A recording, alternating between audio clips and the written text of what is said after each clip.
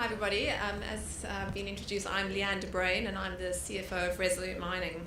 I'm just really here to tell you a story. Our presentation today is going to focus a little bit on Syama, which at the moment is our flagship mine and where most of our activity is currently happening. It's just the normal disclaimers. For those of you who don't know us, we have an asset in Mali called the Syama Gold Mine. We also have a care operation on care and maintenance in Ghana called Bibiani, which we've done a feasibility and are in the process of moving that into production. And we have the Ravenswood Gold Mine, which is located in Queensland in Australia. All of these have got greater than 10-year life of mines and something that we believe distinguishes ourselves from our peers. Our guidance for the last couple of years has been about 300,000 ounces per annum at an all-in sustaining cost of about $1,280.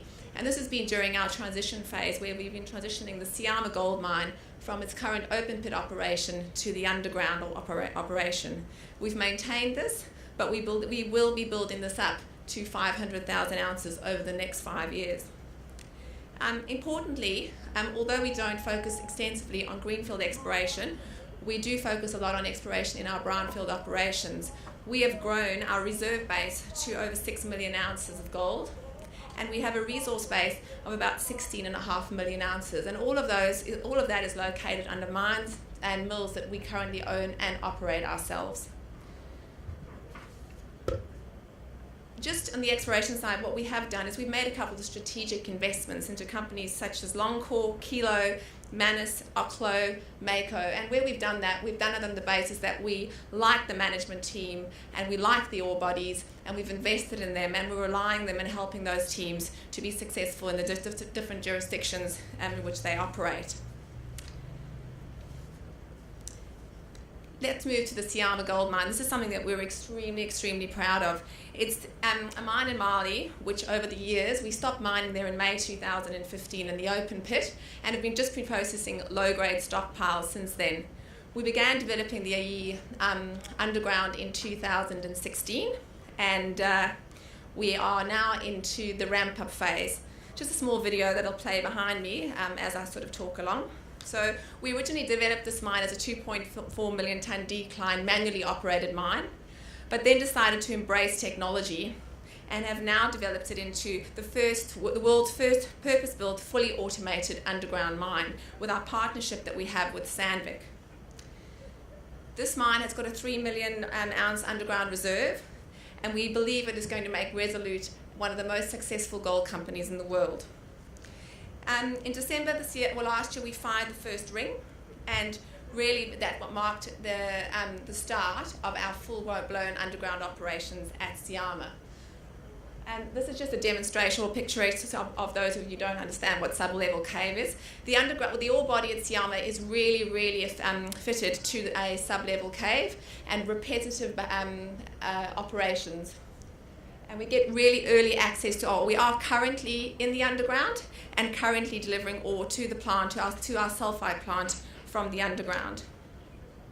Our feasibility study, which we originally released, had an all-in sustaining cost of about $881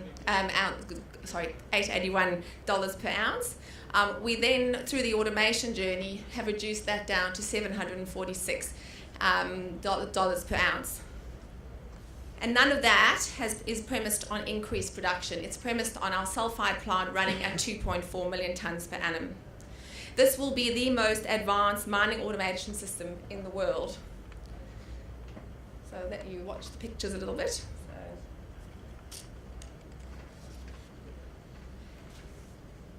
One of the things that we've spoken a little bit about is the benefits of this, and one of the conversations with the Malian government have been around automating the mine, and we've actually sold it to them because first of all we don't have an existing underground mine at the mine site, and so we're not really replacing existing staff.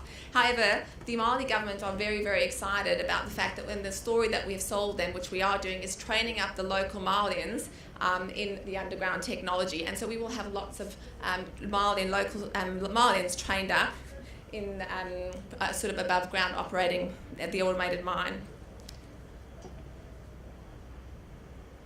I'm hoping this is the end, Jess, because it doesn't. Okay. There's just a picture, I suppose, of some of the equipment that's now arrived on site and fully operating on site. The mine is currently operating manually, and we will, in April this year, move to a fully automated mine site. So we have a gentleman called Joe Cronin, who is world renowned in the automation space, who's assisting us and the team on site with Sandvik. We're aiming for April, May this year to be fully automated. Just talking a little bit about the safety, about why automation for us in Mali particularly. Well, first of all, less people underground means a safer mine, and we're extremely focused on making sure that we mine safely at all of our mines. Productivity gains were massive in terms of reducing our all-in sustaining costs down to the level that we're currently seeing at 746. And as I spoke a little bit earlier on, obviously there's the economics, but there's the people side of it. We think this is a huge opportunity for us to develop the people in Mali and have, currently we have a massive expat workforce out of South Africa and Australia. Our journey is to move the workforce strongly to have local managers from Mali.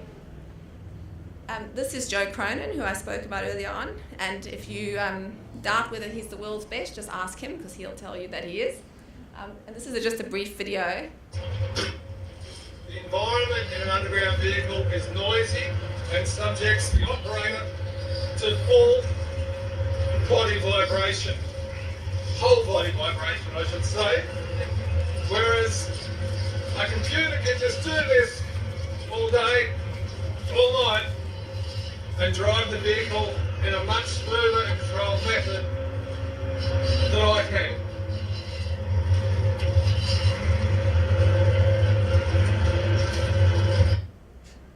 Just a bit of humour.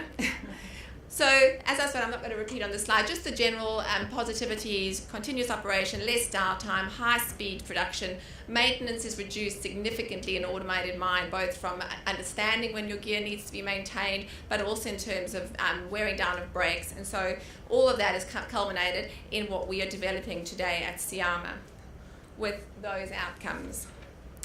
Coupled into that, we have been focused on power, and we have just entered into we're currently entering into a purchase price agreement with Ignite Energy to develop a new 40 megawatt solar hybrid power plant for the Syama gold mine. This has got significant cost benefits for us. We currently operate sort of two very old 5 megawatt diesel units and a series of other 2 megawatt diesel units up there. And so this move to a solar, battery and HFO power plant will bring huge cost benefits to the Syama gold mine. And then I think importantly just to focus on our two other operations. As we said, Ravenswood was successfully operated the sub-level cave, the Mount Wright sub-level cave, for 10 years. We have transformed that asset now into a bulk open pit mine, which we will now be ramping up over the next 2 years with significant capital investment into that.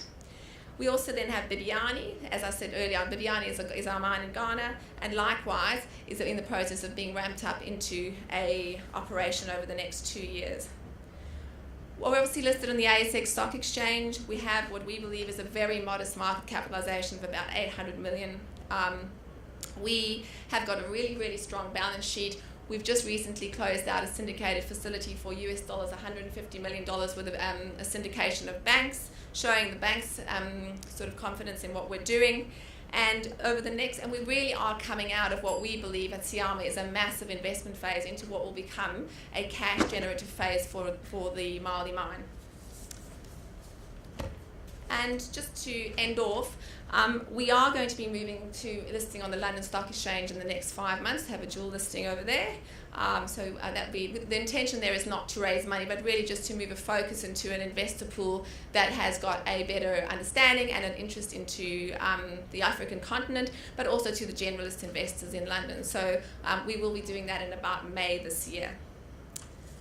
And that is all. I have 23 seconds to go.